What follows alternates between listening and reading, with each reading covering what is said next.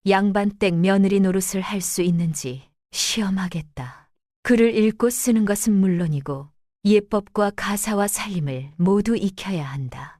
석 달 안에 그것을 해내면 정실로 인정하겠다. 못하면 그때는 학수도 포기해야 한다. 정마님이 울먹이며 고개를 끄덕였습니다. 그것이라면 못할 것이 없지 않겠소. 정참판이 쓸쓸히 웃었습니다. 종이 석 달 만에 양반이 되는 것이 그리 쉬운 줄 아시오. 이튿날 아침이었습니다. 학수가 소리를 불렀습니다. 서재에 나란히 앉았습니다. 학수가 소리에게 작은 상자를 건넸습니다. 먼저 이것을 받으시오. 소리가 상자를 열었습니다.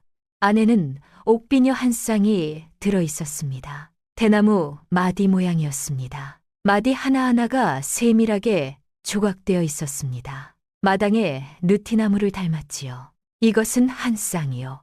하나는 내가 갖고 하나는 당신이 가지시오. 우리의 약속이요.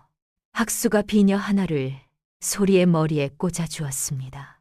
그 손이 소리의 귀 옆을 스쳐 지나갔습니다. 두 사람 사이에 상 하나가 놓여 있었습니다. 그 거리가 너무나 가깝고도 멀었습니다.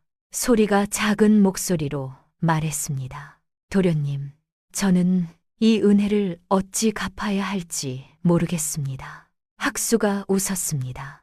은혜가 아니요, 약속이요. 소리의 볼 위로 눈물이 흘렀습니다. 그리고 학수가 말했습니다. 아버지가 석 달의 시간을 주셨소. 석 달 안에 예법, 글, 살림을 모두 익히면 정실로 인정하시겠다 하셨소. 소리가 고개를 저었습니다. 도련님, 그것은 안 됩니다. 저는 종입니다. 양반댁 예법을 석 달 만에 어찌. 학수가 소리의 눈을 바라보았습니다. 나는 당신을 믿소. 소리의 입술이 떨렸습니다. 왜 저를 믿으십니까? 등잔불 아래서 의서를 읽을 때 당신의 눈이 빛나는 것을 보았소. 그 눈빛은 거짓이 아니었소.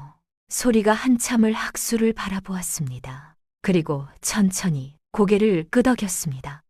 해보겠습니다. 학수의 얼굴에 처음으로 환한 미소가 피어올랐습니다. 그날부터 난초가 소리의 스승이 되었습니다. 난초는 정참판댁에서 30년을 일하며 양반댁 예법을 몸에 익힌 사람이었습니다. 아침에는 글, 낮에는 예법이었습니다. 인사하는 법, 차 올리는 법, 걸음걸이, 눈빛 하나까지 난초의 가르침은 엄격했습니다. 소리는 하루에 10번이고 20번이고 같은 동작을 반복했습니다. 손등이 차에 대어 빨갛게 부풀어 올라도 불평 한마디 하지 않았습니다. 무릎이 아파 서 있기 힘들어도 다시 반복했습니다. 그런데 말입니다. 첫 번째 시험에서 소리는 실패했습니다. 정참판이 직접 아침상을 차려올리라 했습니다. 소리가 밤새 난초에게 배웠습니다. 밥은 왼쪽, 국은 오른쪽, 김치는 앞줄 가운데, 젓가락은 오른편에 놓되 끝이상 바깥을 향하게 소리가 손으로 허공에 그려보았습니다. 이튿날 아침이었습니다. 소리가 상을 들고 사랑채에 들어갔습니다. 참판이 앉아 있었습니다. 소리가 무릎으로 다가갔습니다. 그런데 그 순간이었습니다. 긴장한 나머지 손이 미끄러졌습니다. 국그릇이 기울었습니다. 된장찌개가 상 위로 쏟아졌습니다. 소리의 얼굴이 하얗게 질렸습니다. 정참판이 아무 말도 하지 않았습니다. 조용히 자리에서 일어나 방을 나갔습니다. 그 침묵이 어떤 꾸지람보다 무거웠습니다. 소리가 무릎을 꿇은 채 한동안 그 자리에 있었습니다.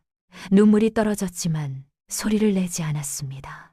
그리고 천천히 상을 치우기 시작했습니다. 그날 저녁 소리가 정참판을 찾아갔습니다. 사랑채 문 앞에 무릎을 꿇고 앉았습니다. 대감마님, 정참판이 안에서 대답했습니다. 무슨 일이냐? 내일 다시 한번 기회를 주십시오. 정참판이 잠시 말이 없었습니다. 왜 그래야 하느냐? 소리가 고개를 들지 않은 채 말했습니다. 오늘 실수를 했사옵니다. 하지만 같은 실수를 2번 하는 사람은 배우지 않는 사람이옵니다. 저는 오늘 밤 배우겠습니다. 긴 침묵이 흘렀습니다. 정참판이 천천히 입을 열었습니다. 해보아라. 소리가 절을 올리고 물러났습니다. 그날 밤 소리는 빈 상을 놓고 수십 번을 반복했습니다. 손이 떨리지 않을 때까지, 무릎으로 기어 들어가는 동작이 자연스러워질 때까지. 이튿날 아침 소리가 다시 상을 들고 사랑채에 들어갔습니다. 정참판의 눈이 상 위를 훑었습니다. 흠잡을 데가 없었습니다. 정참판이 된장찌개를 한 숟가락 떠 맛보았습니다. 미간이 살짝 움직였습니다. 누가 간을 했느냐? 소녀가 하였사옵니다. 짜지도 싱겁지도 않구나. 그리고 끝까지 드셨습니다. 소리가 물러나온 뒤 난초에게 달려갔습니다. 유모, 대감마님이 다 드셨어요. 난초가 웃었습니다. 잘했다, 소라. 소리의 눈가에 눈물이 맺혔지만 웃고 있었습니다. 보름이 지났습니다. 이번에는 바느질 시험이었습니다. 정마님이 소리에게 저고리 한 벌을 짓게 했습니다. 사흘 안에 지어와라. 소리가 밤을 새워 바느질을 했습니다. 등잔불 아래 바늘을 들고 앉아있는 소리의 모습을 학수가 창 너머로 보았습니다. 학수가 약차를 다려 가져왔습니다. 무리하지 마시오. 소리가 고개를 들었습니다. 눈이 충혈되어 있었습니다. 도련님, 괜찮습니다. 학수가 차를 상위에 내려놓으며 말했습니다. 당기차여, 피로를 풀어줄 것이오. 2 사람 사이에 상이 놓여 있었습니다. 학수의 손이 상위에 올려졌습니다. 소리의 손과 가까운 곳이었습니다. 소리가 차를 마시며 말했습니다. 도련님이 다려주신 약은 어떤 것이든 듣습니다. 학수가 멋쩍게 웃었습니다. 약이 좋은 것이 아니라 당신이 강한 것이요. 사흘 뒤 소리가 저고리를 완성했습니다. 정마님이 저고리를 받아들고 자세히 들여다보았습니다. 한 땀 한 땀이 고르고 깨끗했습니다. 정마님이 저고리를 펼쳐보다가 안감에 작은 수가 놓여 있는 것을 발견했습니다. 느티나무 잎 한 장이 수놓아져 있었습니다. 정마님이 물었습니다. 이 수는 네가 놓은 것이냐? 예, 마님. 이 댁마당에 느티나무를 생각하며 놓았사옵니다. 정마님이 한참 느티수를 바라보았습니다. 입을 열려다 다물었습니다. 그리고 저고리를 접어 품에 안았습니다. 물러가거라. 소리가 나간 뒤 정마님이 혼잣말을 했습니다. 솜씨가 곱기도 하구나. 정마님의 마음 한 구석이 흔들리고 있었습니다. 한 달이 지났습니다. 소리의 변화는 놀라웠습니다. 글은 소학을 떼고 내훈까지 읽었습니다. 예법은 양반댁 며느리 못지않았습니다. 무엇보다 달라진 것은 눈빛이었습니다. 늘 고개를 숙이던 소리가 이제는 앞을 바라보았습니다. 등이 곧고 걸음걸이가 당당했습니다. 하인들이 수군거렸습니다. 저 아이가 정말 부엌대기 소리마저 사람이 저렇게 변할 수가 있어. 2달째에 접어들었습니다. 정참판이 소리를 본격적으로 시험하기 시작했습니다. 어느 날 정참판이 소리를 불렀습니다. 차를 올려보아라. 소리가 차를 다려왔습니다. 손놀림이 물 흐르듯 자연스러웠습니다. 정참판이 차를 한 모금 마셨습니다. 소학 첫 장을 외워보아라. 소리가 또박또박 외웠습니다. 한 글자도 틀리지 않았습니다. 정참판의 눈썹이 미세하게 움직였습니다. 며칠 뒤 정참판이 또 소리를 불렀습니다. 이번에는 예상치 못한 시험이었습니다. 사랑채에 내훈 한 권이 놓여 있었습니다. 정참판이 책을 펼쳐 한 구절을 가리켰습니다. 이것을 읽고 뜻을 풀어보아라. 그리고 이 가르침이 지금의 내 처지와 어찌 이어지는지 말해보아라.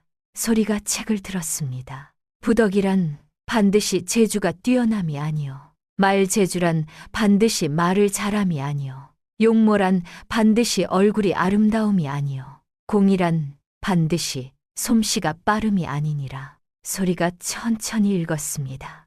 그리고 잠시 생각하더니 고개를 들었습니다. 덕이란 마음이 바른 것이옵니다. 말이란 신중히 가리는 것이옵니다. 용모란 몸가짐을 단정히 하는 것이옵니다. 공이란 맡은 일을 정성껏 하는 것이옵니다. 소리가 잠시 멈추었다가 덧붙였습니다. 소녀는 비록 종으로 태어났사옵니다. 하지만 이 네 가지는 태어남에 달린 것이 아니라 살아감에 달린 것이라 생각하옵니다. 소녀는 살아가며 그것을 갖추려 하였사옵니다. 정참판이 한참을 말이 없었습니다. 그리고 책을 덮었습니다. 물러가거라. 소리가 나간 뒤 정참판이 혼잣말을 했습니다. 호, 이상한 일이로다. 종의 몸에서 어찌 저런 기품이 나오는지. 그 무렵 학수와 소리 사이에 잊지 못할 일이 있었습니다. 어느 날 마을에 아이가 아프다는 소식이 들려왔습니다. 열이 펄펄 끓는데 의원이 없어 손을 쓰지 못하고 있다는 것이었습니다. 학수가 약상자를 들고 달려갔습니다. 소리도 따라 나섰습니다. 마을 끝 초가집에 4살짜리 아이가 누워 있었습니다. 이마가 불처럼 뜨거웠습니다. 아이의 어머니가 울고 있었습니다. 밤새 열이 안 내려요. 살려주세요. 학수가 맥을 짚었습니다. 체안 위에 감기가 겹쳤소. 약을 다려야 하오. 그런데 약재가 하나 부족했습니다. 길경이었습니다. 이것이 없으면 안 되는데. 소리가 나섰습니다. 도련님, 뒷산에 길경이 자랍니다. 그리고 박하를 더하면 해열이 빨라진다. 의서에서 읽었습니다. 학수의 눈이 커졌습니다. 동의보감 해열편이요. 그것까지. 소리가 산으로 달려갔습니다. 반 시진도 안 되어 2가지를 모두 캐왔습니다. 학수가 소리의 제안대로 약을 달렸습니다. 한 시진쯤 지나자 아이의 열이 내리기 시작했습니다. 이튿날 아이는 죽을 먹을 수 있을 만큼 회복되었습니다. 아이 어머니가 학수와 소리 앞에 엎드려 절을 했습니다. 은인이십니다. 학수가 소리를 바라보며 말했습니다. 은인은 저보다 이 사람입니다. 아이 어머니가 소리의 손을 잡고 울었습니다. 고맙습니다, 아가씨. 아가씨.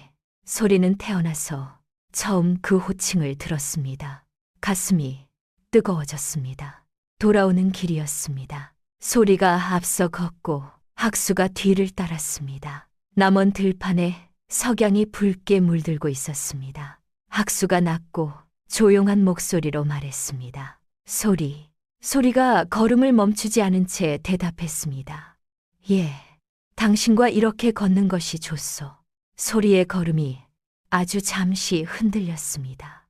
그리고 작게 말했습니다. 저도 그렇습니다. 길 위에 2개의 그림자가 나란히 뻗어 있었습니다. 그런데 말입니다. 그 소문이 민 주부의 귀에도 들어갔습니다. 민 주부가 자기 집 사랑방에서 신복 막돌이를 불렀습니다. 막돌이는 얼굴에 흉터가 있는 사내로 민 주부의 온갖 더러운 일을 맡아 하는 자였습니다. 막돌아. 예, 나리. 학수가 그 여종이 시험을 통과하면 안 된다. 학수가 여종에게 빠져 가문을 망치면 정참판이 학수를 포기할 것이다. 그러면 내 아들 민흥을 양자로 드리게 되지. 정참판 때 60칸 기와 지배, 전답이 모두 내 것이 되는 것이야. 막돌이가 고개를 끄덕였습니다. 그런데 나리, 여종이 시험을 잘 치르고 있다 합니다. 민 주부가 미간을 찌푸렸습니다. 여종의 과거를 뒤져라. 약점을 찾아야 한다. 막돌이가 사흘 뒤 돌아왔습니다. 나리, 민 주부가 고개를 들었습니다. 뭘 찾았느냐? 막돌이가 목소리를 낮췄습니다. 그 여종, 이상합니다.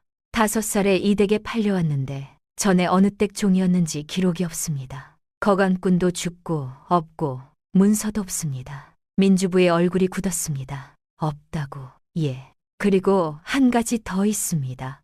그 아이 오른쪽 손목 안쪽에 매화꽃 모양 점이 있다 합니다. 민주부가 부채를 멈추었습니다. 그 얼굴에서 핏기가 사라졌습니다. 그 점, 막돌이가 고개를 끄덕였습니다. 예, 나리. 독특한 점이라 하인들 사이에서도 아는 사람이 있었습니다.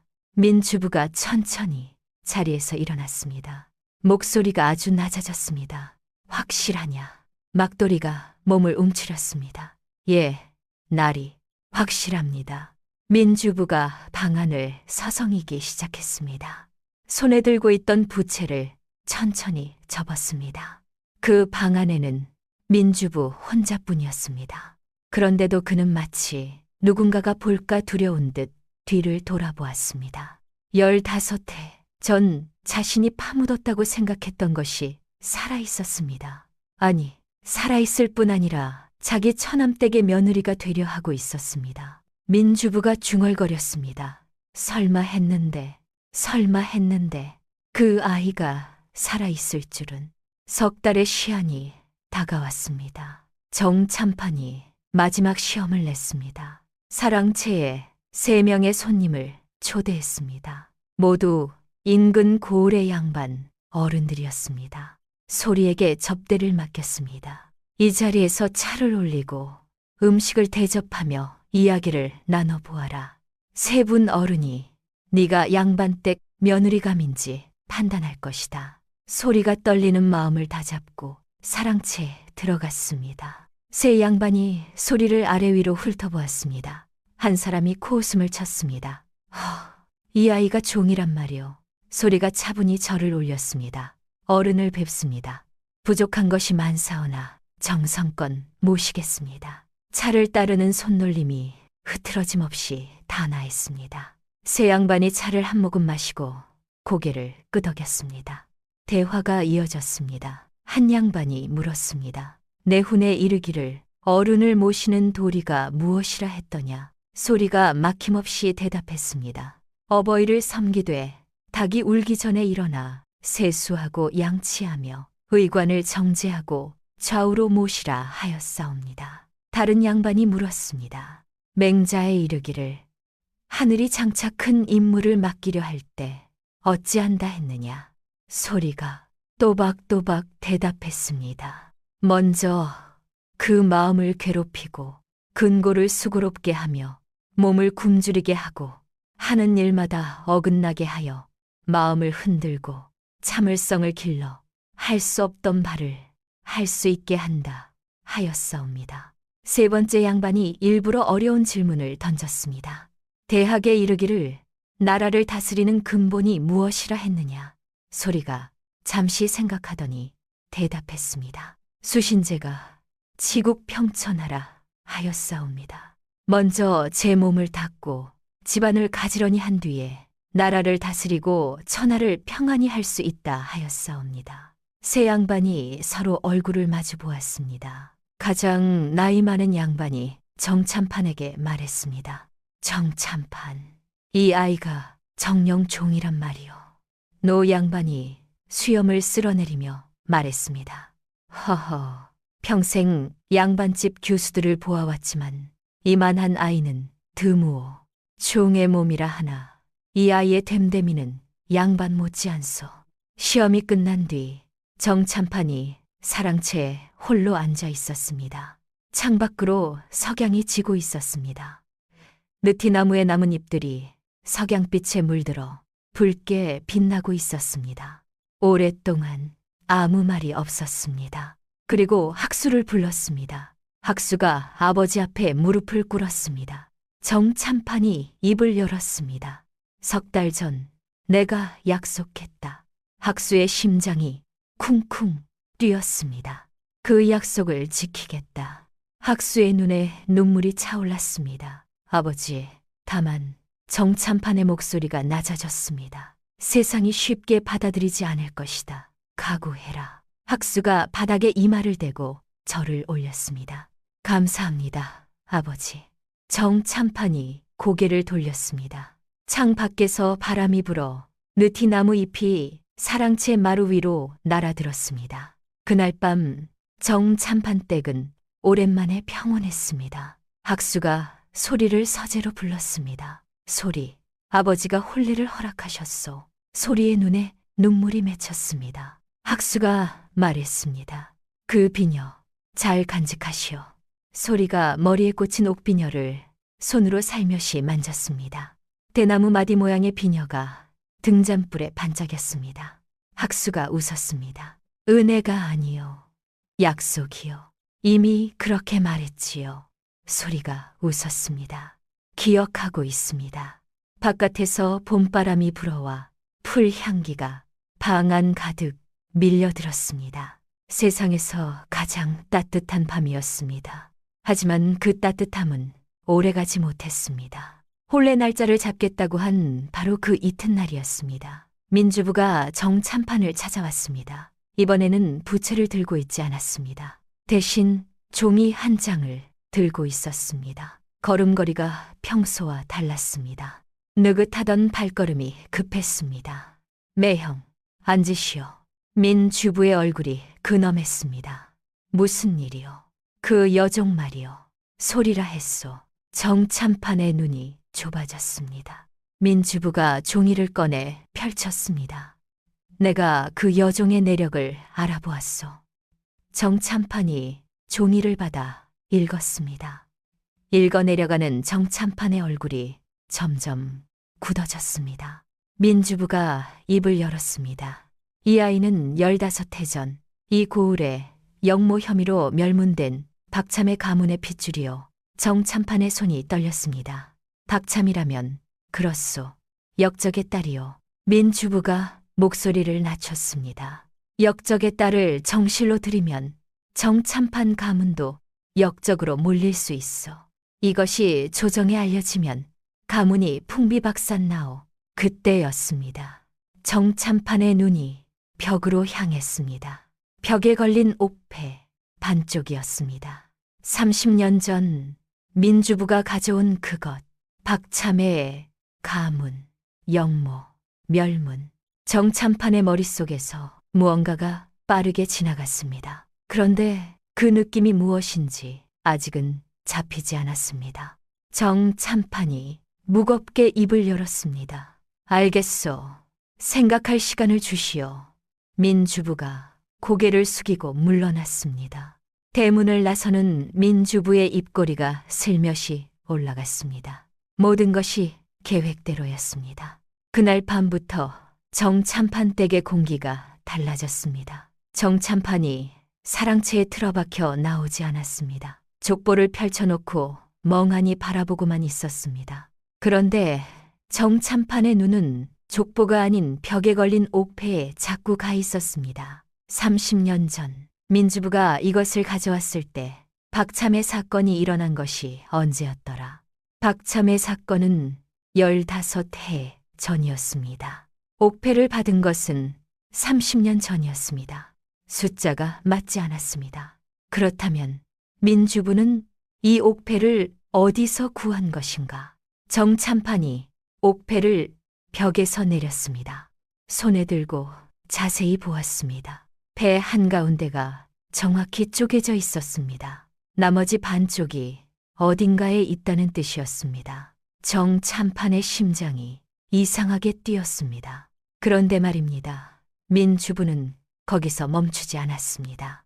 민주부가 여동생 정마님을 따로 불렀습니다. 자기 집 안채에서 조용히 마주 앉았습니다. 아우야, 정참판 댁이 위태롭다. 정마님이 놀라 물었습니다. 오라버니, 그게 무슨 말씀이세요? 그 여종이 역적의 딸이란다. 정마님의 얼굴이 사색이 되었습니다. 세상에, 박참에 15해 전에 역모로 멸문당한 그 박참의 말이다. 정마님이 손으로 입을 막았습니다. 이 일이 조정에 알려지면 정참판 가문은 물론이고 우리 민씨 가문까지 화가 미친다. 학수를 설득해서 그 여종을 당장 내보내야 한다. 정마님이 울음을 터뜨렸습니다. 내 아들이 그 여종에게 미쳐서 말을 듣지 않는데 어찌합니까? 민 주부가 한숨을 쉬는 척 했습니다. 그래서 내가 방법을 하나 생각했다. 여종을 밤중에 몰래 내보내는 거야. 학수가 알기 전에 멀리 보내버리면 시간이 지나면서 잊게 되어 있다. 정마님이 한참을 울었습니다. 내 아들이 소리를 정말 사랑하는데 사랑이야 시간이 지나면 잊는 거야. 하지만 역적 누명은 시간이 지나도 안 풀린다. 정마님이 눈물을 닦으며 고개를 끄덕였습니다. 민 주부가 여동생의 어깨를 두드렸습니다. 내가 밖에 사람을 준비해 놓겠다. 여종이 대문을 나오면 그 사람이 데려갈 것이다. 정마님은 고개를 끄덕였을 뿐 더 묻지 않았습니다. 오라버니를 믿었습니다. 평생 믿어온 오라버니였습니다. 그 무렵 학수는 소리에게 이상한 점을 발견했습니다. 소리의 눈가에 그늘이 지기 시작한 것입니다. 웃는 얼굴이 줄었고 말이 적어졌습니다. 그리고 소리는 우연히 듣지 말았어야 할 것을 들었습니다. 어느 날 저녁이었습니다. 소리가 빨래를 안고 행랑채 옆길을 지나던 때였습니다. 행랑채 담 너머에서 목소리가 들렸습니다.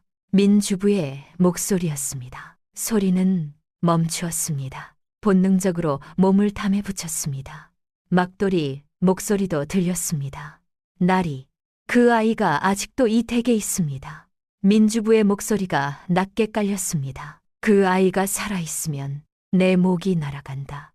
소리의 심장이 멈추는 것 같았습니다. 막돌이가 물었습니다. 어찌하면 좋겠습니까? 민 주부가 말했습니다. 때가 되면 내가 알아서 하겠다. 지금은 기다려라. 발소리가 멀어졌습니다. 소리는 한동안 담에 기댄 채 움직이지 못했습니다. 빨래 바구니가 손에서 흘러내렸습니다. 그 아이가 살아있으면 내 목이 날아간다. 그 말이 귀에서 지워지지 않았습니다. 소리는 알 수 없었습니다. 자신이 왜 그런 말을 들어야 하는지. 하지만 하나는 알 수 있었습니다. 민 주부가 자신을 두려워하고 있다는 것을. 그 소문은 학수의 귀에도 들어갔습니다. 소리, 무슨 일이 있소? 아무 일도 없습니다. 거짓말이요. 얼굴에 다 쓰여 있소. 소리가 한참을 망설이다 말했습니다. 도련님, 사람들이 저를 피합니다. 역적이라는 말이 들리는 것 같습니다. 학수가 자리에서 벌떡 일어났습니다. 소리가 학수의 소매를 잡았습니다. 도련님, 가지 마십시오. 소란을 피우면 더 나빠집니다. 소문이 사실이든 아니든 저 때문에 도련님과 이 가문이 다치면 안 됩니다. 학수가 소리의 눈을 바라보았습니다. 그 맑은 눈에 두려움이 서려 있었습니다. 하지만 소리가 두려워하는 것은 자신의 운명이 아니었습니다. 학수였습니다. 그럼 학수였습니다. 그날 밤 학수가 아버지를 찾아갔습니다. 아버지, 마을에 소리가 역적의 딸이라는 소문이 돕니다. 정참판이 눈을 감았습니다. 아버지, 그게 사실입니까? 정참판이 오래도록 대답하지 않았습니다. 등잔불이 바람에 흔들렸습니다. 두 사람의 그림자가 벽 위에서 커졌다, 작아졌습니다. 그 침묵이 대답이었습니다. 학수의 다리에서 힘이 빠졌습니다. 사실이란 말입니까? 정참판이 눈을 떴습니다. 처남이 알아왔다. 박참의 가문. 15해 전 영모 혐의로 멸문된 집안이다. 학수가 바닥에 주저앉았습니다. 그래서 혼례를 미루신 겁니까? 역적의 딸을 정실로 들이면 우리 가문이 끝난다. 알겠느냐? 학수가 고개를 들었습니다. 눈빛이 흔들리고 있었지만 꺾이지는 않았습니다. 아버지, 박참의 영모 혐의가 진짜입니까? 억울한 누명일 수도 있지 않습니까? 그것을 내가 어찌 아느냐? 조정에서 판결한 일이다. 학수가 입술을 꽉 깨물었습니다. 알아보겠습니다. 뭘 알아본단 말이냐? 진실을요. 정참판이 소리를 질렀습니다. 이놈아, 영모 사건을 뒤지면 너도 역적이 된다. 학수가 일어서며 말했습니다. 아버지, 저는 소리를 포기하지 않겠습니다. 그리고 진실을 밝히겠습니다. 학수가 나간 뒤 정참판이 홀로 남았습니다. 사랑채 벽에 걸린 옥패를 다시 바라보았습니다. 그리고 처남이 그것을 가져온 날의 기억을 더듬었습니다. 왜 처남이 알아보았을까? 왜 하필 처남이 그 사건을 알고 있을까? 정참판의 손에 식은땀이 맺혔습니다. 그날 밤이었습니다. 달이 구름에 가려 어두운 밤이었습니다. 바람이 차가웠습니다. 느티나무 가지가 흔들리며 스산한 소리를 냈습니다. 정마님이 소리를 안채로 불렀습니다. 소리가 들어서자 정마님의 눈이 빨갛게 부어 있었습니다. 방 안에 등잔불이 하나 켜져 있었는데 그마저 꺼질 듯 흔들렸습니다. 마님, 무슨 일이십니까? 정마님이 떨리는 목소리로 말했습니다. 소리야, 처음이었습니다. 정마님이 소리의 이름을 부른 것은 지금까지는 늘 그 아이, 여종이라 불렀습니다. 내가 역적의 딸이라는 것을 알고 있느냐? 소리의 얼굴이 하얗게 변했습니다. 역적이라뇨? 그게 무슨 말씀이십니까? 15해 전 영모로 멸문당한 박참의 가문의 딸이 너라더구나. 소리의 머릿속이 하얘졌습니다. 박참의, 영모, 멸문, 기억나지 않는 5살 이전의 기억이 파편처럼 떠올랐습니다. 큰 기와집, 따뜻한 손이 자신의 머리를 쓰다듬던 느낌, 그리고 갑자기 찾아온 어둠, 비명소리, 불, 누군가가 자신을 업고 달리던 밤, 그 기억들이 한꺼번에 밀려왔습니다. 소리의 다리가 풀렸습니다. 저는 모릅니다. 저는 아무것도 모릅니다. 정마님이 눈물을 흘렸습니다. 알고 있다. 네 잘못이 아니라는 것도 안다. 하지만 이대로는 우리 학수가 위험하다. 역적의 딸과 혼이 나면 학수도 역적으로 몰릴 수 있다. 이 가문이 통째로 무너진다. 학수가 곤장을 맞고 유배를 갈 수도 있다. 소리의 눈앞이 깜깜해졌습니다. 학수 유배를 간다. 그 말 한마디가 소리의 세상을 무너뜨렸습니다. 그런데 그 순간 소리는 기억했습니다. 담 너머에서 들은 그 목소리를. 그 아이가 살아있으면 내 목이 날아간다. 그 목소리는 정마님의 오라버니였습니다. 민주부였습니다. 정마님은 아들을 살리기 위해서라고 했습니다. 그것이 진심인 것을 소리는 알 수 있었습니다. 하지만 대문 밖에는 민주부가 보낸 사람이 기다리고 있을 것이었습니다. 정마님은 그것을 모르고 있었습니다. 소리는 그것을 알 수 있었습니다. 그래서 더 가슴이 아팠습니다. 정마님이 울음을 터뜨렸습니다. 내 아들을 살려다오. 제발. 어미로서 부탁한다. 어머니의 눈물이었습니다. 자식을 살리기 위해 무릎이라도 꿇을 어머니의 눈물이었습니다. 소리는 자신의 어머니를 기억하지 못했습니다. 하지만 정마님의 눈물 속에서 어머니의 마음을 보았습니다. 소리는 그 눈물 앞에서 아무 말도 할 수 없었습니다. 소리가 부엌으로 돌아왔습니다. 가슴이 찢어지는 것 같았습니다. 짐이라 할 것도 없었습니다. 빛바랜 삼배 저고리와 물 빠진 치마, 난초가 가르쳐준 소학 필사본, 그리고 머리에 꽂힌 옥비녀 하나. 소리가 옥비녀를 손에 쥐었습니다. 대나무 마디 모양의 옥비녀가 등잔불에 반짝였습니다. 서재에서 학수가 꽂아주던 밤이 떠올랐습니다. 은혜가 아니요, 약속이요. 그 목소리가 귀에 울렸습니다. 눈물이 줄줄 흘렀습니다. 도련님, 차마 만나고 갈 수 없었습니다. 만나면 떠나지 못할 것을 알았습니다. 소리가 종이 한 장을 꺼내 글을 썼습니다. 손이 떨려 글씨가 삐뚤빼뚤했습니다. 눈물이 종이 위에 떨어져 먹이 번졌습니다. 나리, 제발 저를 잊으십시오. 나리가 죽습니다. 역적의 딸은 나리 곁에 있을 자격이 없습니다. 옥비녀는 가져갑니다. 이것만은 용서하십시오. 봄이 올 때마다 느티나무를 보며 나리를 그리겠습니다. 부디 건강하십시오. 석 달 동안 행복했습니다. 그것으로 충분합니다. 소리, 올림. 소리가 편지를 접어 서재문 앞에 놓았습니다. 서재문 틈으로 희미한 불빛이 새어나오고 있었습니다. 학수가 아직 깨어있는 것이었습니다. 아마도 박참의 사건을 조사하고 있을 것이었습니다. 소리를 위해 그 사실을 생각하니 가슴이 더 아팠습니다. 소리가 서재문에 이마를 대고 잠시 눈을 감았습니다. 도련님, 안녕히 계십시오. 소리 없이 속삭이고 돌아섰습니다.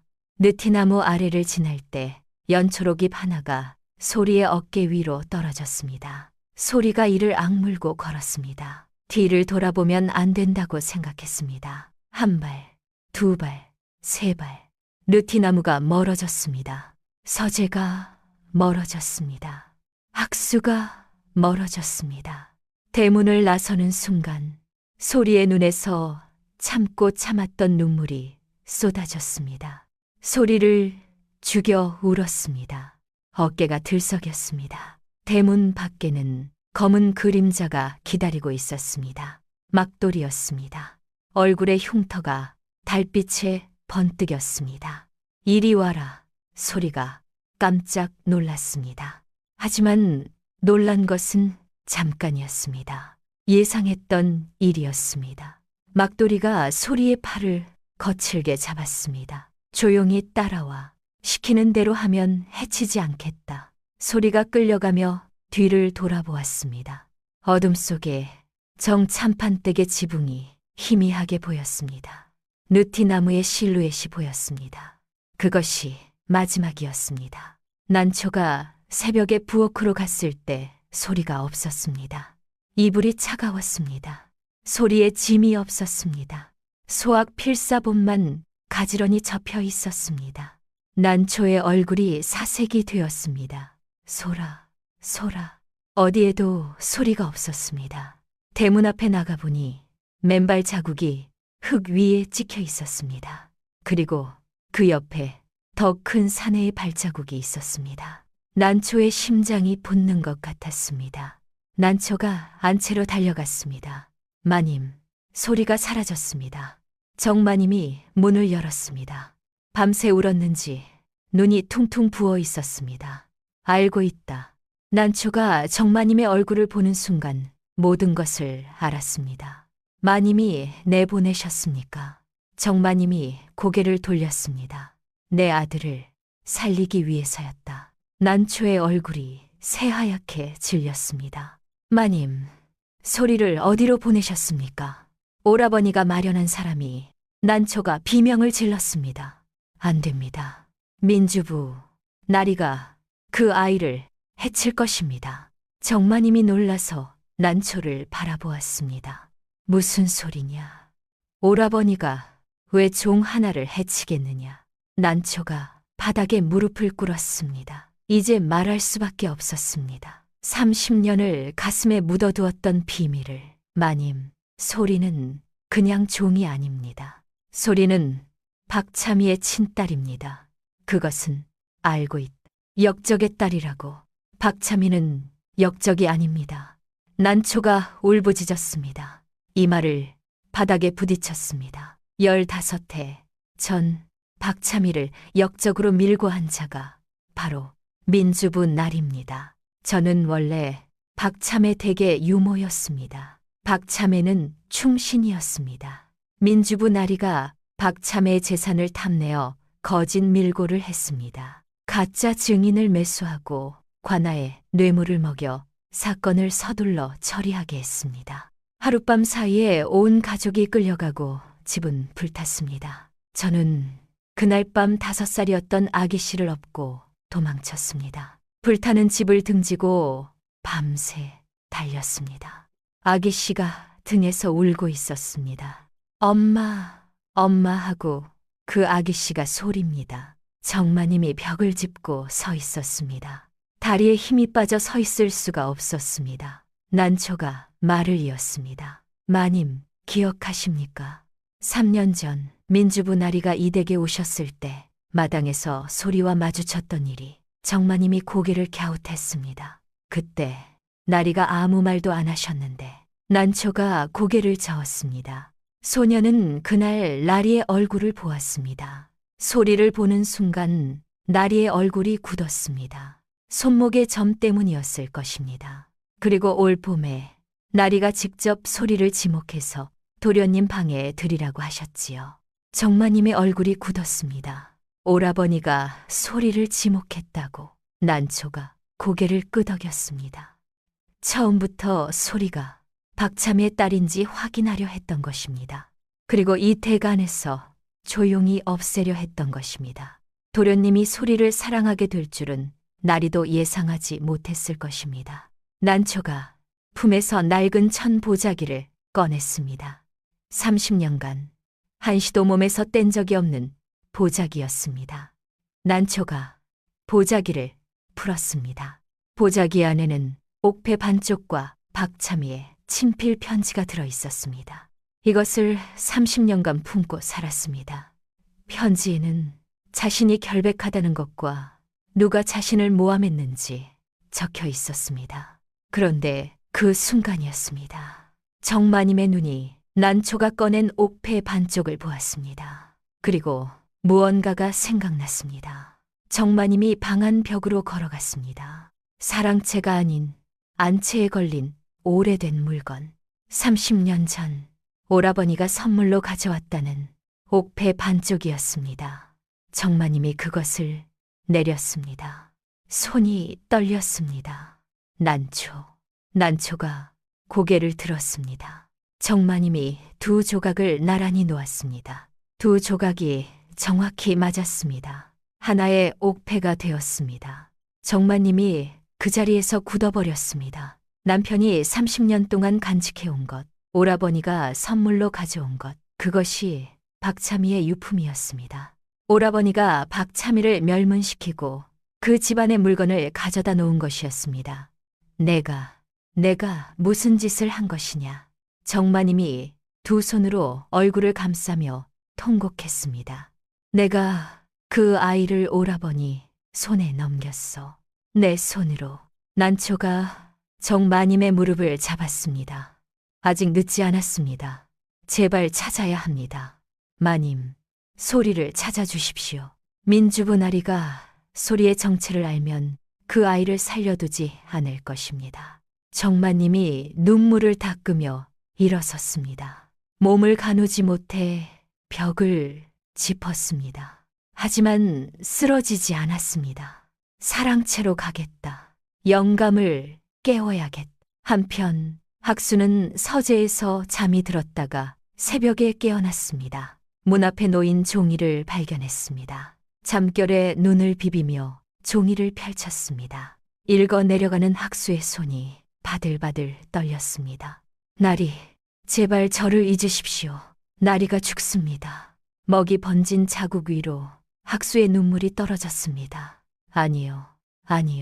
그 나리가 제발 놓는 남이 학수가 편지를 움켜쥔 채 부엌으로 달려갔습니다. 소리가 없었습니다. 학수가 이불 위에 빈자리만 남아 있었습니다. 아직 체온이 남아 있었습니다. 학수가 이불을 움켜 쥐었습니다. 소리의 체온이 손에 전해졌습니다. 학수가 마당으로 뛰쳐나갔습니다. 소리.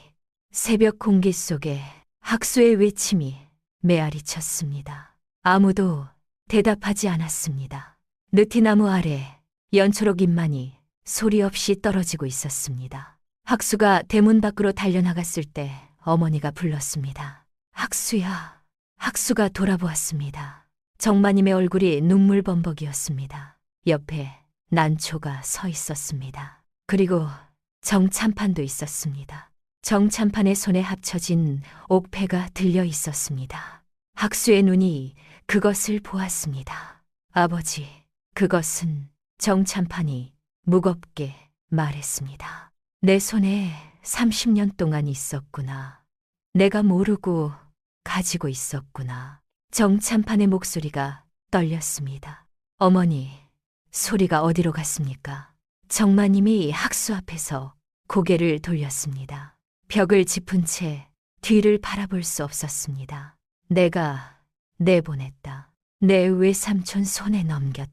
학수의 세상이 무너지는 소리가 들렸습니다. 외삼촌이요. 왜요? 소리가 역적의 딸이라 너를 살리려고 정마님이 난초의 말을 짧게 전했습니다. 박참희가 누명을 썼다는 것, 민주부가 밀고 한 장본인이라는 것, 소리가 박참희의 친딸이라는 것, 그리고 민주부가 처음부터 소리를 이댁에 지목한 것도 그 이유에서였다는 것.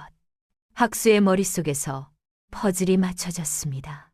모든 것이 하나의 그림이 되었습니다. 학수의 눈이 벌쩍 깨 충혈되었습니다. 외삼촌이 소리를 해칠 겁니다. 자기 죄를 숨기려고 학수가 몸을 돌렸습니다. 정찬판이 학수의 뒤에서 말했습니다. 학수야. 학수가 돌아보았습니다. 정찬판이 합쳐진 옥패와 편지를 학수에게 건넸습니다. 이것을 가져가거라.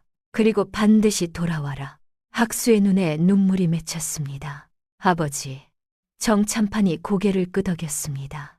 내가 사또에게 사람을 보내겠다. 네가 그쪽으로 가는 동안 내가 이쪽에서 맡겠다. 두 가지가 동시에 움직여야 한다. 학수가 깊이 절을 올렸습니다.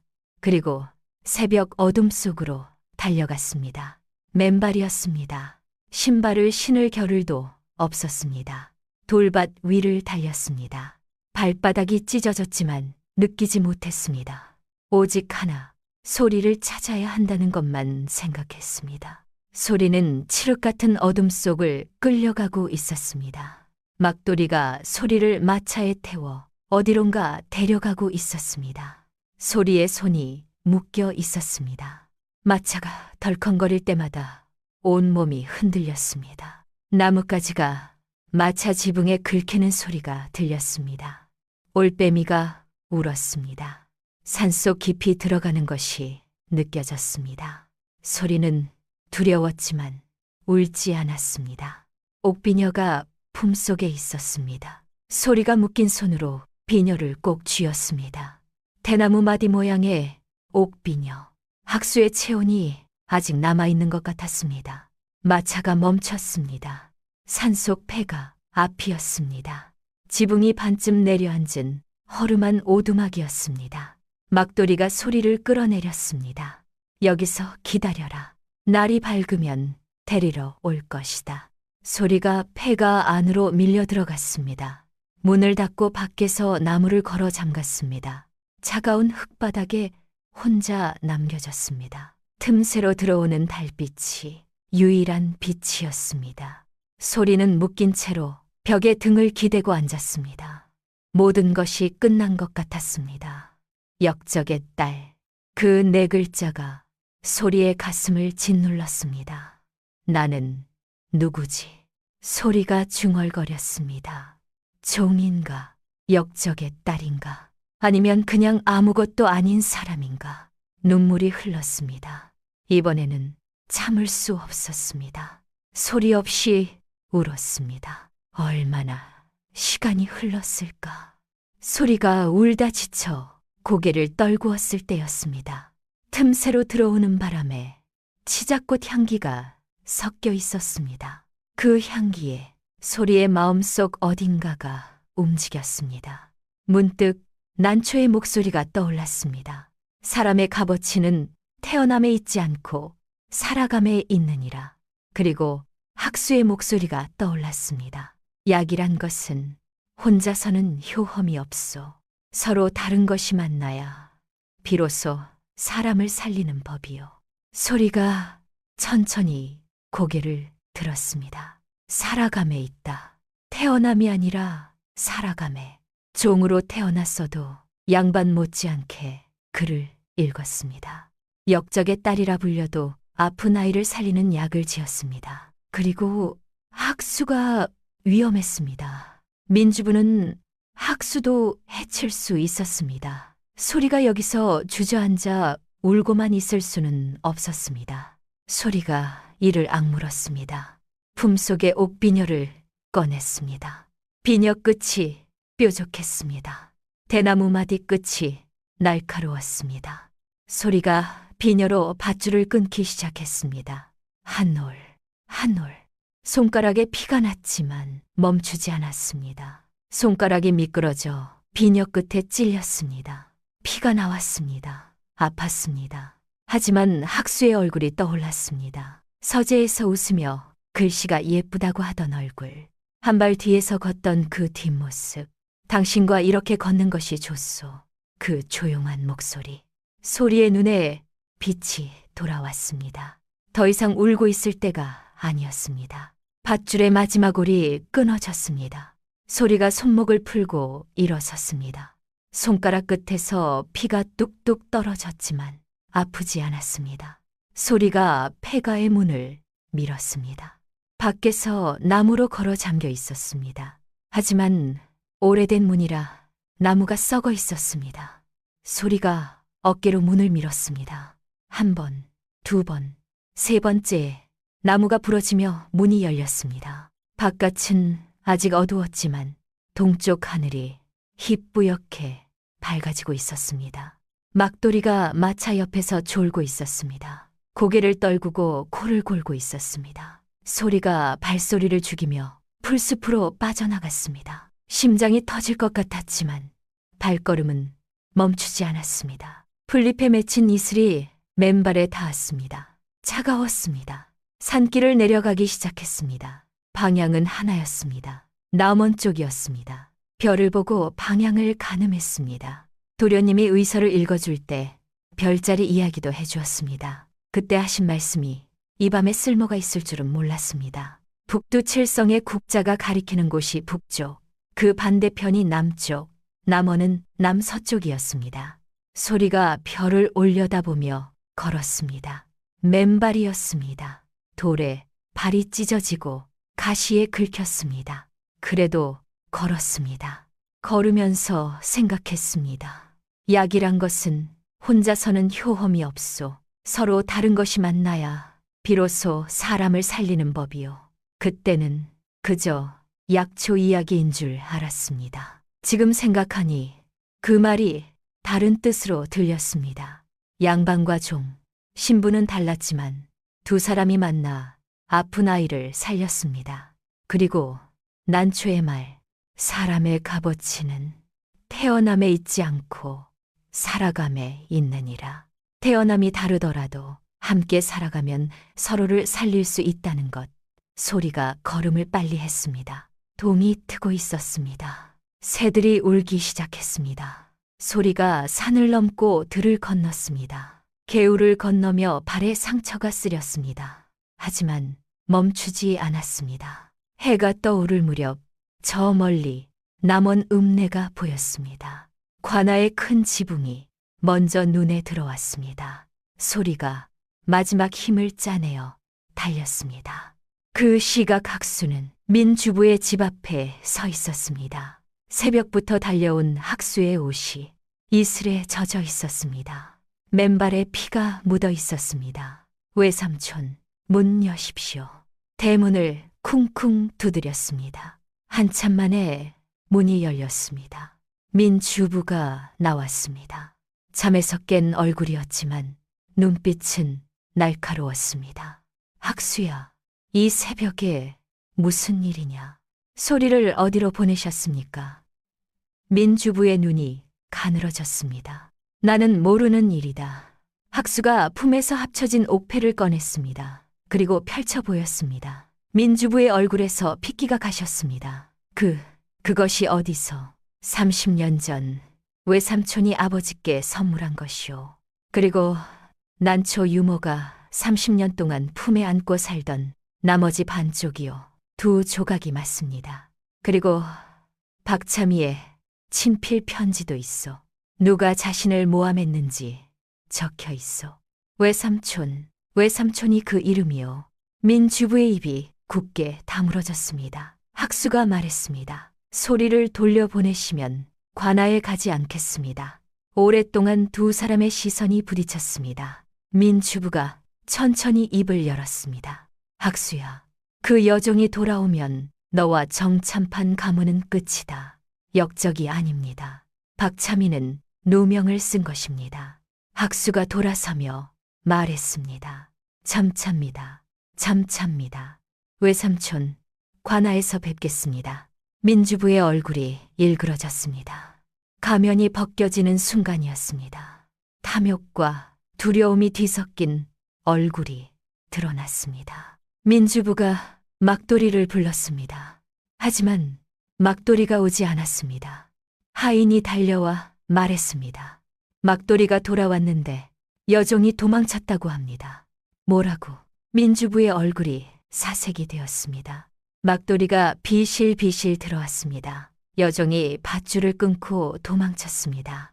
눈을 잠깐 붙인 사이에 민주부가 막돌이의 뺨을 때렸습니다. 이 쓸모없는 놈. 민주부의 온몸이 떨렸습니다. 모든 것이 무너지고 있었습니다.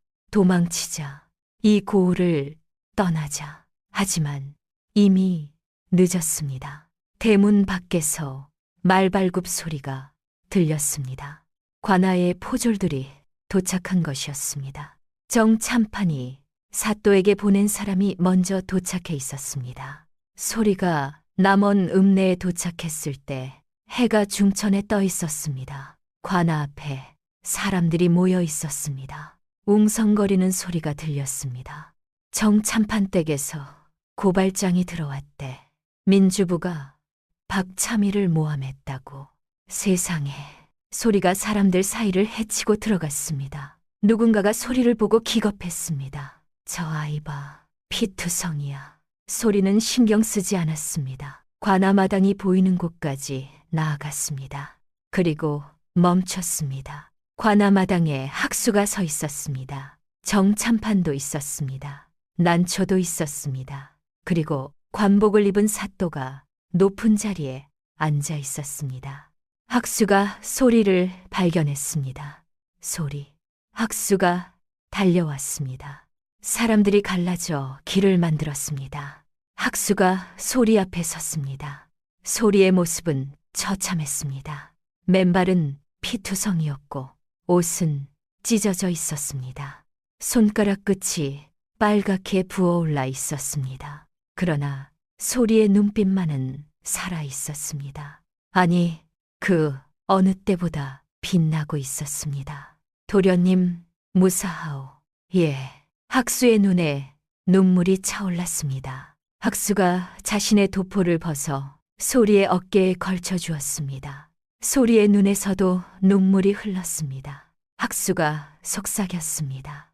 당신은 대단한 사람이요. 소리가 고개를 저었습니다. 도련님이 계셔서 올 수 있었습니다. 사또가 입을 열었습니다. 정참판. 고발장의 내용이 사실이요. 정참판이 앞으로 나섰습니다. 등이 곧습니다.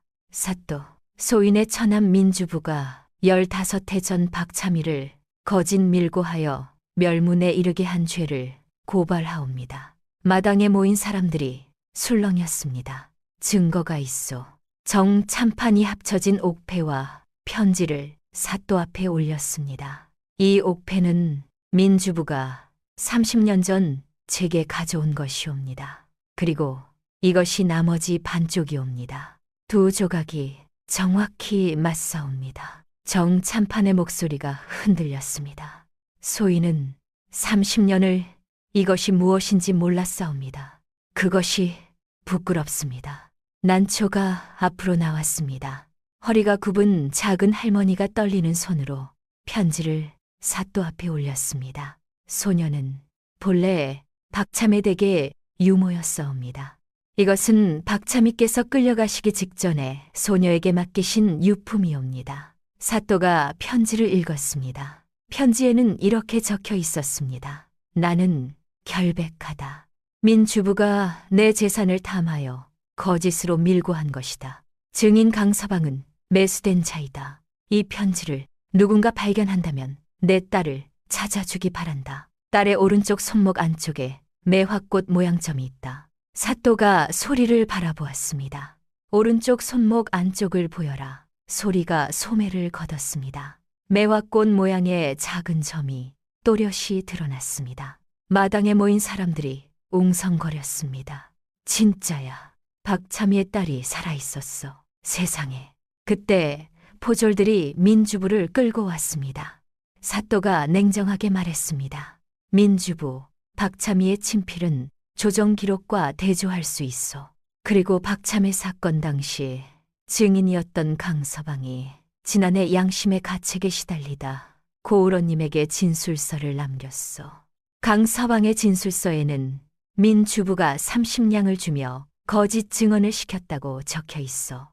민주부, 이래도 부인하겠어. 민주부의 얼굴에서 모든 빛이 사라졌습니다. 세 겹의 증거가 동시에 쏟아진 것이었습니다. 합쳐진 옥패, 박참의 친필 편지, 그리고 강서방의 진술서. 민주부가 바닥에 엎드렸습니다. 그래, 내가 밀고 했다. 사또의 눈이 차갑게 빛났습니다. 그래서 무고한 사람 한 집안을 멸문시킨 것이 정당하다는 말이오. 학수가 앞으로 나섰습니다. 사또, 한 가지 더 아뢰겠습니다. 민주부는 박참이를 밀고 한 것뿐 아니라 그 재산의 절반을 가로챘습니다. 박참의 어린 딸을 종으로 팔아넘겼습니다. 3년 전 그 딸을 알아보고도 이 대간에서 없앨 기회를 노렸습니다. 그리고 어젯밤 이 여인을 야밤에 납치하여 산속 폐가에 가두었습니다. 이 여인이 스스로 밧줄을 끊고 밤새 산을 넘어 이곳까지 달려왔습니다. 사또가 소리의 모습을 보았습니다. 피투성이인 맨발, 찢어진 옷, 부어오른 손가락. 사또의 눈빛이 어두워졌습니다. 민주부, 너의 죄는 하나가 아니라 여럿이다. 무고, 모함, 재산강탈, 납치, 하나하나가 중죄로구나. 민주부의 무릎이 꺾이며 주저앉았습니다. 살려주시오. 사또가 탁자를 내리쳤습니다. 무고한 사람을 죽음으로 몰아넣고 어린아이의 삶을 빼앗은 자가 살려달라 하느냐. 정마님이 오라버니를 바라보았습니다. 눈물이 흘렀지만 이번에는 슬픔이 아니라 분노의 눈물이었습니다. 오라버니, 어찌 그럴 수가 있습니까? 사람 한 집안을 멸문시키고 어린아이를 종으로 만들다니. 그리고 저를 이용해서 그 아이를 다시 당신 손에 넘기게 하다니. 민주부가 고개를 들었습니다. 여동생의 얼굴을 보았습니다. 평생 자신을 믿고 따르던 여동생. 그 눈에 경멸이 담겨 있었습니다. 정참판이 앞으로 나섰습니다. 처남 30년 지기 인척으로서 한마디 하겠소. 탐욕이 사람의 눈을 멀게 하더니 끝내 제 살까지 갉아먹는 꼴이 되었소. 사람의 값어치는 가문이나 재산이 아니라 마음에 있는 것이오. 그것을 너는 끝내 몰랐구나. 민주부가 바닥에 이마를 부딪혔습니다. 살려주시오. 정참판이 고개를 돌렸습니다. 더 이상 볼 수 없었습니다. 소리가 앞으로 나왔습니다. 민주부가 소리를 올려다보았습니다. 두 사람의 눈이 마주쳤습니다. 소리의 눈에는 증오가 없었습니다. 깊은 슬픔만 있었습니다. 나리, 소리가 조용히 말했습니다. 저는 나리를 원망하지 않겠습니다. 마당이 조용해졌습니다. 다만 한 가지만 여쭙겠습니다. 저의 아버지는 어떤 분이셨습니까? 민주부가 입을 다물었습니다. 대답할 수 없었습니다. 소리가 한 번 더 물었습니다. 저희 어머니는요? 민주부의 눈에서 눈물이 흘렀습니다. 처음으로 흘리는 눈물이었습니다. 민주부는 고개를 떨구고 끌려갔습니다. 마지막까지 소리의 질문에 대답하지 못했습니다. 사또가 판결을 내렸습니다. 민주부는 무고죄, 모함죄, 재산 강탈죄, 납치죄로 관하에 구금한다. 조정에 보고하여 박참이의 억울함을 풀고 가문의 명예를 회복하겠다. 민주부의 가사는 전부 몰수하여 박참의 가문의 유족에게 돌려보낸다. 마당에 모인 사람들이 환호했습니다. 옳소. 역적은 민주부였구먼. 불쌍한 박참에 이제야 누명을 벗는구나. 저 여종이 아니라 아가씨였어. 맨발로 산을 넘어온 아가씨라니 대단하구먼. 뒷날 소식이 들려왔습니다. 조정에서 박참의 사건이 재조사되었습니다. 왕이 직접 명을 내렸습니다. 15년 전 사건을 다시 조사하라. 재조사 결과 박참희의 무고가 밝혀졌습니다. 박참희는 역적이 아닌 충신으로 복권되었습니다. 복권 교서가 내려왔습니다. 가문의 명예가 회복되었고 빼앗긴 재산이 유족에게 돌아왔습니다. 유족은 소리뿐이었습니다. 하루아침에 여종 소리는 박참희의 정려가 되었습니다. 소리는 복권 교서를 받아들고 한참을 울었습니다. 기억나지 않는 아버지와 어머니를 위한 눈물이었습니다. 난초가 옆에서 함께 울었습니다. 아가씨, 대감마님과 마님이 하늘에서 보고 계실 겁니다.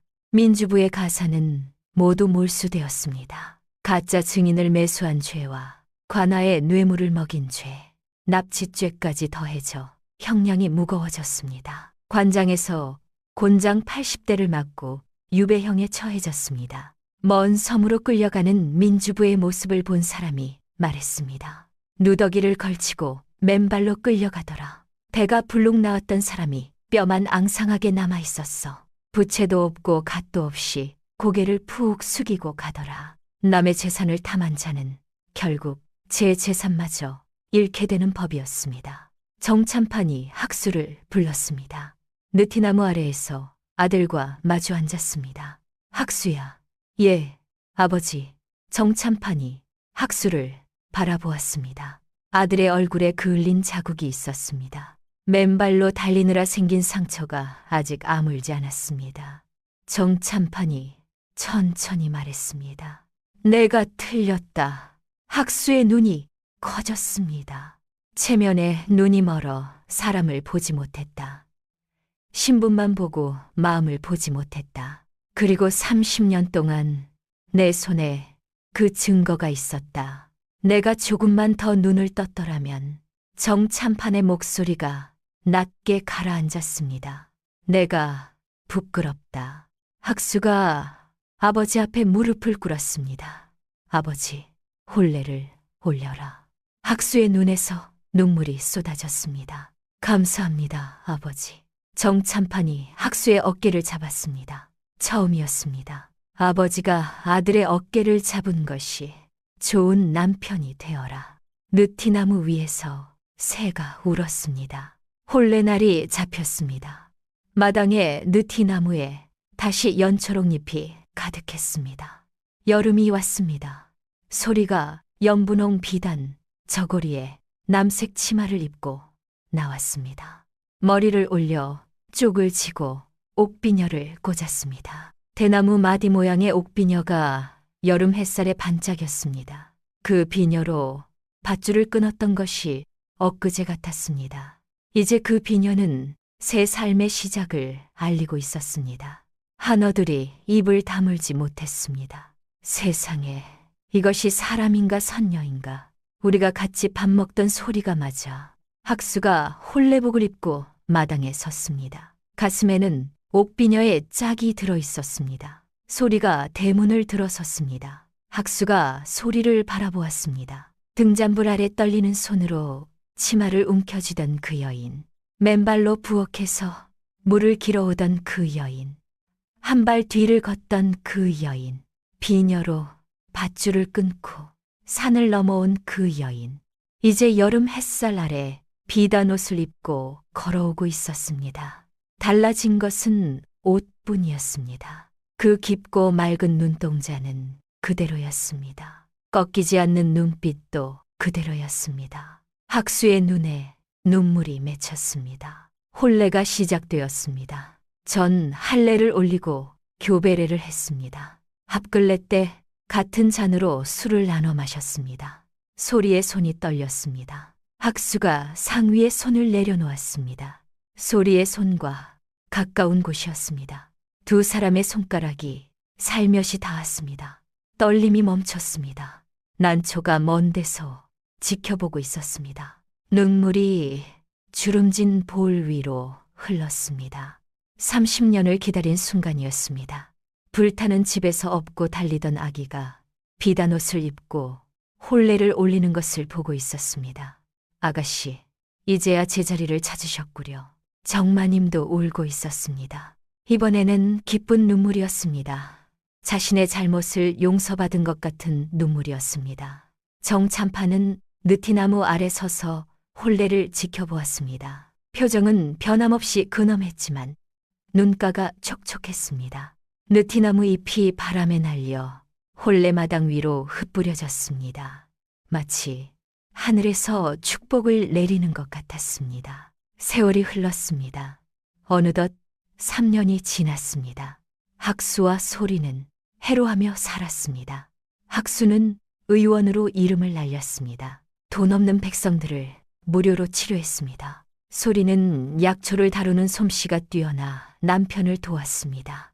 두 사람이 함께 지은 약은 어떤 병이든 낫게 한다는 소문이 퍼졌습니다. 사람들이 말했습니다. 많겨, 이 의원 땡약은 약재만 좋은 게 아니라 마음이 들어있어. 부부가 합심해서 짓는 약이니 효험이 2배지.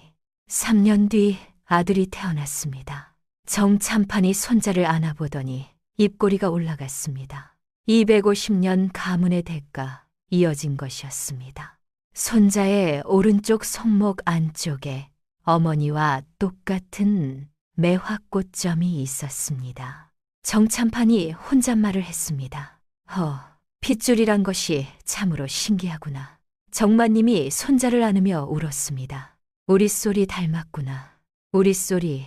정참판이 느티나무를 바라보며 빙그레 웃었습니다.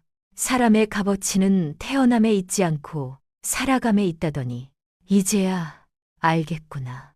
느티나무는 해마다 여름이면 짙은 그늘을 드리웠습니다. 300년 묵은 나무가 어느덧 303년이 되었습니다. 뿌리가 더 깊어지고 가지가 더 넓어졌습니다.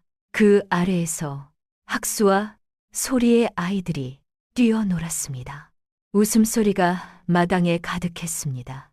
난초 유모는 8순이 넘도록 건강히 살며 아이들에게 옛날 이야기를 들려주었습니다. 옛날 옛적에 지혜로운 아가씨가 있었단다. 그 아가씨가 누구야? 할머니. 난초가 소리를 바라보며 웃었습니다. 가까이에 있단다. 아이들이 까르르 웃었습니다. 소리가 난초의 손을 꼭 잡았습니다.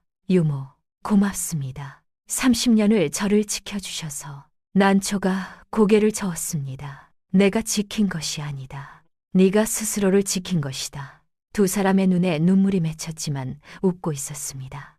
옛날 이 댁의 부엌에는 빛바랜 삼배 저고리를 입고 고개를 숙인 채 아궁이에 불을 떼던 여종이 있었습니다. 아무도 그 아이의 얼굴을 제대로 본 적이 없었습니다. 밤이면 부엌 구석에서 손가락으로 바닥에 글을 쓰던 아이였습니다. 지금 이 댁의 안채에는 비단 옷을 입고 당당히 고개를 들어 앞을 바라보는 여인이 있었습니다. 그 여인의 눈빛은 여전히 깊고 맑았습니다. 달라진 것은 옷이 아니었습니다. 세상이 달라진 것이었습니다. 아니, 세상이 달라진 것이 아니라 그 여인을 보는 눈이 달라진 것이었습니다. 사람의 값어치는 태어남에 있지 않고 살아감에 있는 법입니다. 종으로 태어났어도 그 마음이 참되면 하늘이 반드시 길을 열어주는 법이지요. 탐욕으로 남을 해친 자는 결국 제 무덤을 파게 되고 진심으로 사람을 사랑한 자는 마침내 그 사랑을 이루게 되는 것입니다. 서로 다른 것이 만나야 비로소 사람을 살리는 법이라 했습니다.